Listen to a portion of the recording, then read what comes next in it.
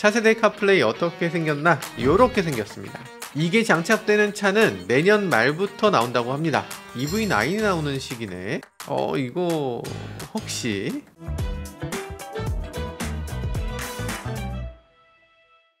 네, 안녕하세요. 오늘의 모카 김한용입니다. 어저께 WWDC 2022가 발표됐습니다. 그러니까 모카 구독자님들은 뭐 다 아시죠? 애플의 개발자 컨퍼런스인데요. 모카 구독자님이라면 당연히 또 아실 게 이 애플 카플레이라는 거 아시잖아요. 어떻게 바뀐다고 이렇게 또 공개를 해서 이런 거 간단히 말씀드리려고 해요.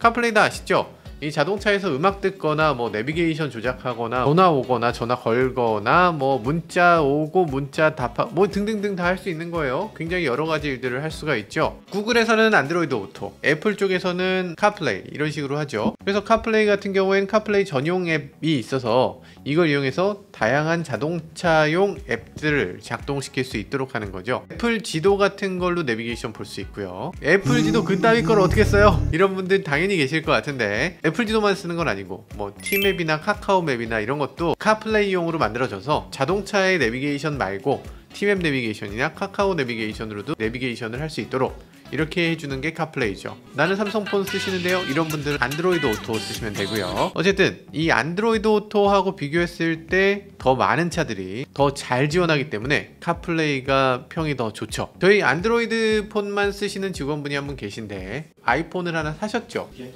BMW의 카플레이 때문에 아이폰을 새로 사셨다? 왜 안드로이드 오토 안 하고요? 구조요?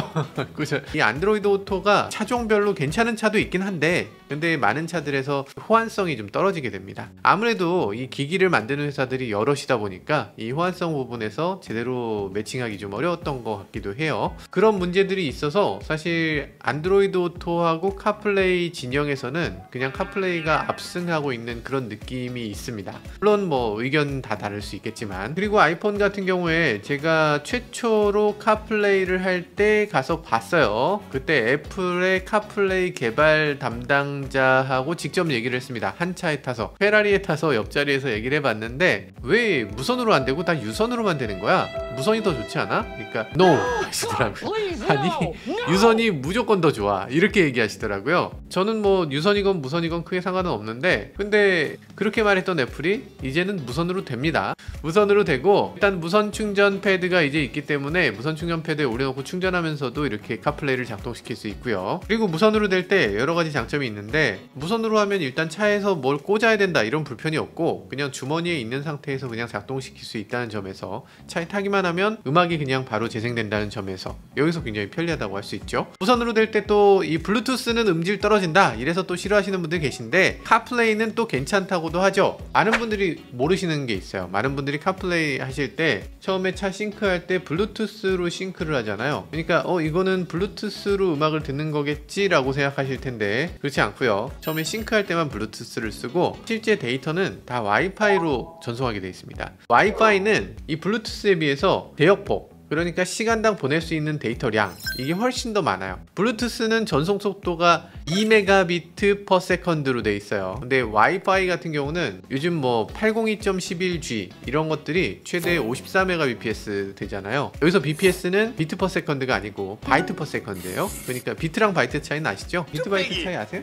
8비트를 1바이트라고 하잖아요. 그래서 2메가비트면 54메가바이트에 200배가 넘는 거죠. 뭔 소리냐고? 중요한 거 아닙니다. 중요한 거 아니고요. 요즘 와이파이는 많으면 200배, 느린 와이파이도 블루투스보다는 10배 이상 빠르다 이렇게 생각하시면 됩니다. 원래 우리 소리를 생각해보면 CD가 될 때 이미 소리가 많이 좀 줄었다고 하잖아요. 실제 소리는 그거보다 훨씬 풍부한데 CD 한 장이 600메가 밖에 안 되기 때문에 소리를 많이 잘라낸다고 하잖아요. MP3도 CD보다는 조금 더 크게 만들 수 있지만 MP3도 소리를 많이 걷어냅니다. 디테일한 부분을 버려야 돼요. 그렇기 때문에 데이터가 적어지면 적어질수록 디테일이 줄어들어요. 여러분들이 그 인터넷 잘 안 되는 데서 유튜브 이렇게 보시면 뭔가 이렇게 막 깍두기 나오고 막 지글지글하고 그러잖아요.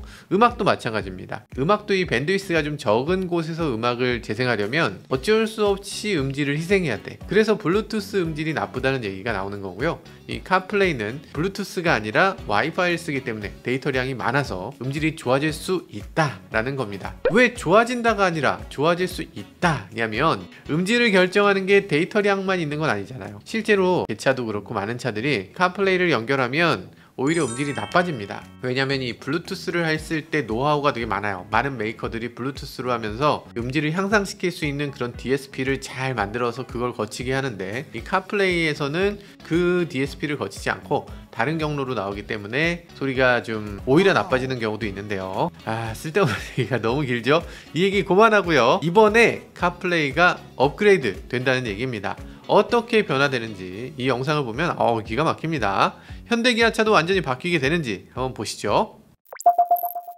네, 영상 한번 보시죠. 지금 뭐라고 얘기하냐면요, 미국에서 98%의 신차가 지금 카플레이를 지원하고 있다라고 합니다. 그래요? 우리나라도 상당히 많긴 한데 우리나라는 이 정도로 다 지원하진 않는 것 같아요. 우리나라는 내비게이션이 잘 되고 있는 자동차 같은 경우는 카플레이를 지원 안 하는 경우가 꽤 있고요. 현대기아가 특히 안 하는 차들이 많은데, 우리나라용과 미국 수출용이 다른 모양이죠. 미국에 있는 자동차들은 카플레이가 필수고 우리나라는 그렇게 필수는 아니다. 미국에서 그럼 지원 안 하는 차 뭐 있냐? 미국에서 지원 안 하는 차는 트위지 같은 차? 뭐 이런 차들밖에 없는 거예요. 포드 F150 이런 차들은 당연히 하죠. 그런 차들 말고 뭐 포터급의 그런 진짜 화물차 같은 거 이런 거 빼면 카플레이 지원 안 하는 차가 없다는 거죠. 그리고 이런 얘기도 있습니다. 소비자들의 78%는 카플레이가 있어야만 차를 산. 그러니까 카플레이만 고려한다 라는 사람이 78%라고 해요. 그걸 뺀 사람들은 뭘 고려하는 거지? 안드로이드 오토를 고려하는 건가? 현대차는 지금 무선 카플레이 안 되는 차들이 대부분이거든요. 이거 빨리 좀 반영해서 자동차에 카플레이 되게끔 좀 해줘야 되겠죠? 78% 무슨 에이 뻥이지, 이렇게 생각하실 수도 있는데 아닙니다. 미국에서는 진짜 카플레이가 필수예요. 왜냐면 내비게이션이 변변치가 않아. 자동차 회사마다 좀 어느 정도 포기한 분위기야. GM은 좀 스스로 해보려는 분위기가 있는데 포드, 크라이슬러 이런 곳은 그냥 완전 포기해요. 미국 빅3들은 당연하고 이 독일, 유럽 브랜드 미국에 진출했을 때 미국 내비게이션은 그냥 포기하자 이런 분위기가 있습니다. 내비게이션이 잘 안 돼. 옛날부터 그랬죠 사실. 옛날에 미국에는 탐탐, 가민 이런 거 있었어요. 써보셨나? 그런 내비게이션을 써보신 분들 계시겠지만 엉망진창이었죠. 우리나라 내비게이션처럼 친절하지도 못했고 엉터리였어요. 데이터도 너무 부족하고 길이 있는데 없다 그러고 없는데 있다 그러고 뭐 하여간 너무 형편없었어. 세상에 내비게이션이 왜 있다위냐, 이거 이럴 수도 있는데 사실 그것도 그럴만한 게 미국은 땅덩어리가 커도 너무 커요. 그래서 너무 커서 야 이게 한계인가? 뭐 이런 느낌이 들기도 했죠. 그래서 많은 자동차 제조사들이나 뭐 내비게이션 제조사들이 더 완벽하고 더 빠르게 이 데이터를 업데이트하겠다고 했는데 편의성이나 뭐 여러 가지 보면 이건 뭐 애플 지도, 뭐 구글 지도 이런 데하고는 비교할 수가 없는 거예요. 이 애플 구글 지도는 발전하는 속도 보면 이걸 따라잡을 수는 없는 거죠. 그래서 완성차 업체가 이걸 보면서 할 수 있는 범위가 아니다 이렇게 보고 있어요. 미국에서 실제로 한번 애플 지도 써보시면 신세계입니다. 비행기표 같은 거 이렇게 사잖아요. 그래서 내 메일로 비행기표가 이 티켓이 딱 날라왔어. 그럼 알아서 몇 월 며칠에 그 스케줄이 딱 뜹니다. 그러면 스케줄 뜨고 비행시간 한 몇 시간 전 되면 지금 출발해야 비행기를 놓치지 않습니다 이러면서 알람이 와요. 차에 탁 타면은 내비게이션이 그냥 찍혀 있어요. 가다가 상대방이 야 어디야 하고 전화 오면 거기서 버튼 눌러서 내 위치 공유하기를 딱 누르면 돼요. 그러면 바로 그 사람한테 내 위치를 공유합니다. 그러면서 내가 가고 있는 게 그 사람한테 이렇게 보여 지도에. 이거 대단합니다. 그러고 나서 주차하잖아요. 미국은 보통 야외에 주차하잖아요. 주차하고 나면은 자기 주차한 위치 반드시 까먹죠. 반드시 까먹기 때문에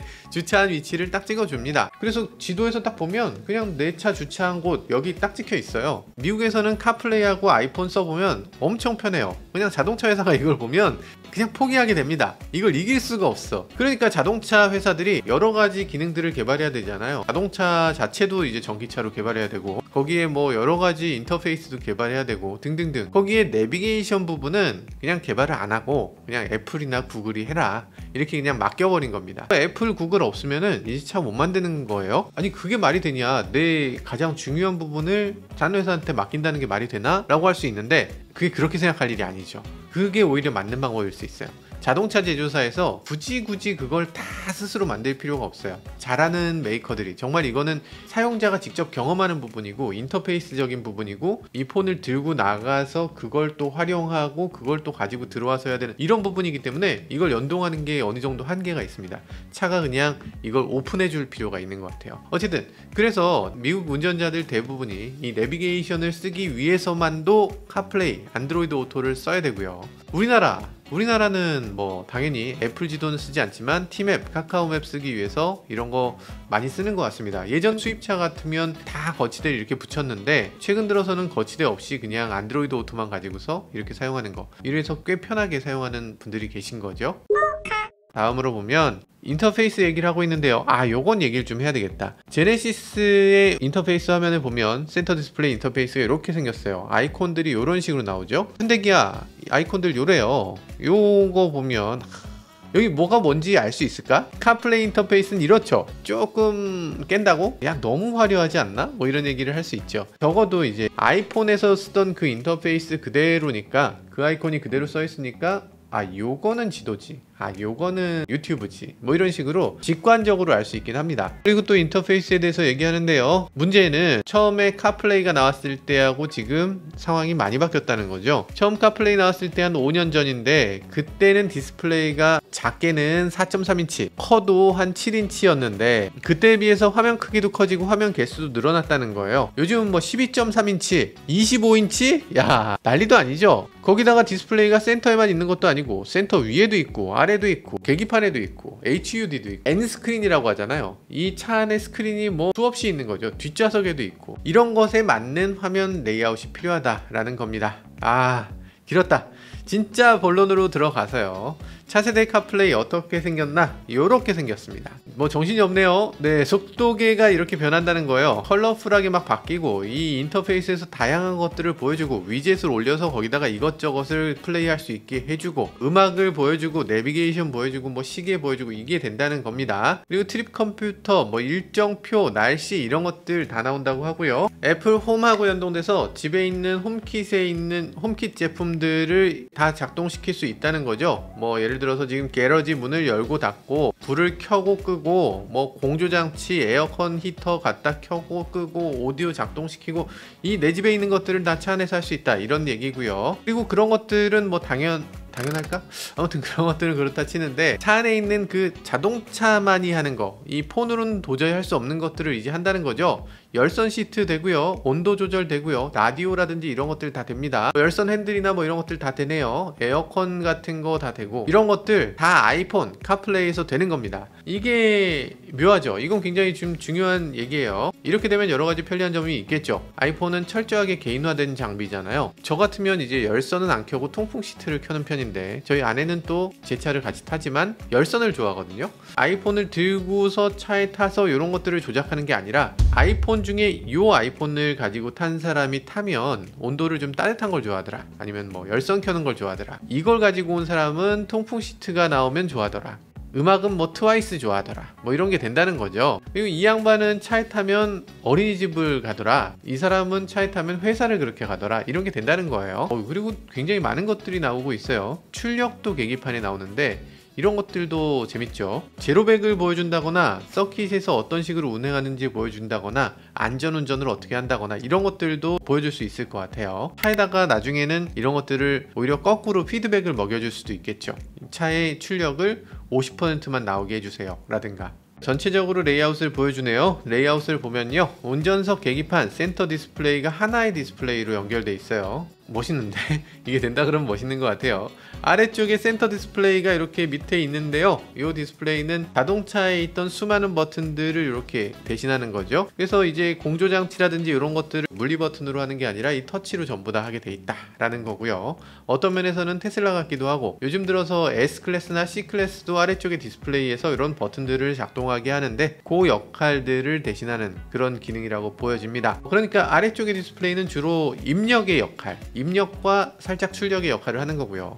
위에 있는 이 기다란 디스플레이가 계기판 그리고 센터 디스플레이 영역을 하는 거죠. 일단 멋있잖아요. 굉장히 멋있고 디스플레이가 이렇게 큰 게 두 개 들어가면 굉장히 미래적인 느낌도 들고, 이런 디스플레이 형태, 이거 애플이 그냥 만들었을까? 우연히 이렇게 만든 걸까? 괜히 이렇게 만든 거 아니겠죠? 어떤 차인가는 반드시 이렇게 나올 것 같아요. 기아 EV9 같은 경우에 이렇게 하나의 커다란 디스플레이로 나온다, 이런 얘기가 있었는데 여기서 카플레이가 여기에 적용이 되나? 그런 생각이 살짝 드네요. 기대됩니다. 제발 카플레이로 바로 되게 해주세요.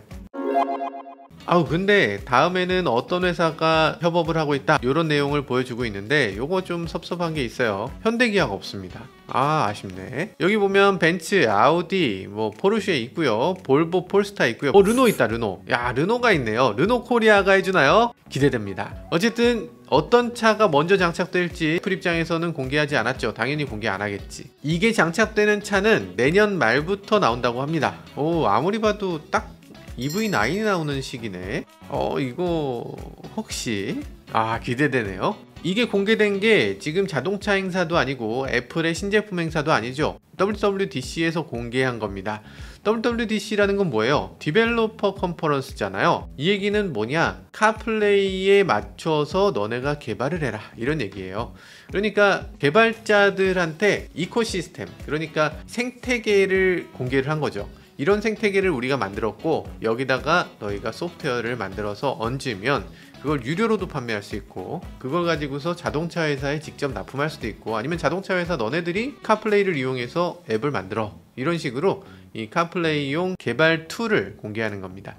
그러니까 기존에는 자동차 회사가 만들어준 그 인터페이스, 그 디스플레이 이런 것들을 그냥 사용했는데 이제는 더 이상 그렇지 않다는 거죠. 이제는 그런 것들을 계속 바꿀 수 있고 그런 것들을 이용해서 수많은 사람들이 자동차에서 작동되는 앱을 만들어서 수많은 운전자들이 그걸 골라서 쓸 수 있도록 앱스토어에서 다운받아서 그 소프트웨어를 이용해서 내 차를 마음껏 꾸밀 수 있도록 그렇게 만들어지는 세상이 조만간 온다는 얘기입니다. 불과 내년에.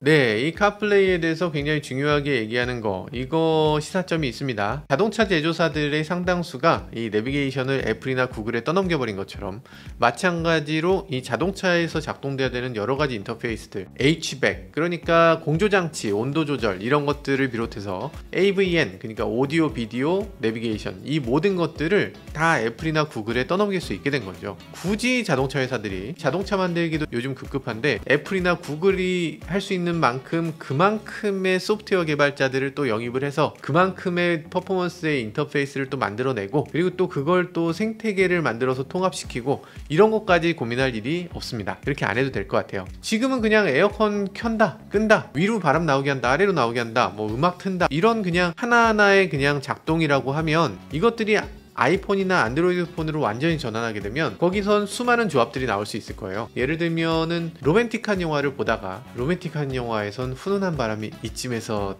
나와줘야지.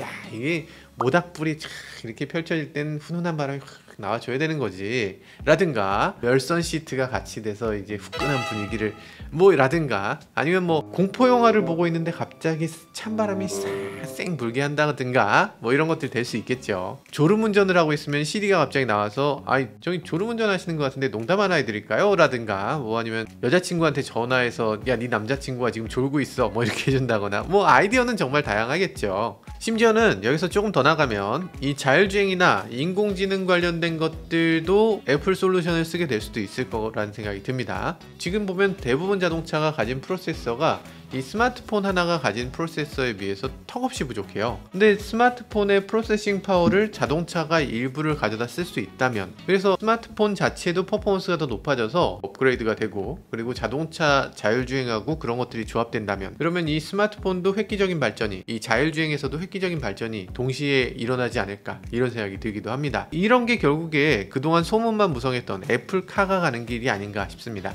자동차 그 자체를 만드는 게 아니라 자동차의 소프트웨어적인 부분, 자동차의 미래적인 부분을 만드는 그런 큰 그림을 그리고 있는 게 아닌가 생각됩니다. 지금까지 저는 모카 김한용이었습니다. 감사합니다. 카플레이 멋지죠? 와 이렇게 되면은 대박이지 않나? 그렇지. 디스플레이도 이렇게 쫙 나오고 이렇게 이렇게 나와줘야지. 사실 이 인터페이스 익숙해지는데 너무 오래 걸리는데 카플레이로 돼서 익숙해지는 과정 없이 바로 사용할 수 있으면 좋을 것 같아요. 기능이 너무 많아지기 때문에 이렇게 해줘야 됩니다. 현대기아 될 수도 있지. 이거 발표는 하지 말아주세요 이랬을 수도 있지. 딱 현대기아를 위한 건데 카플레이 손 잡으시지.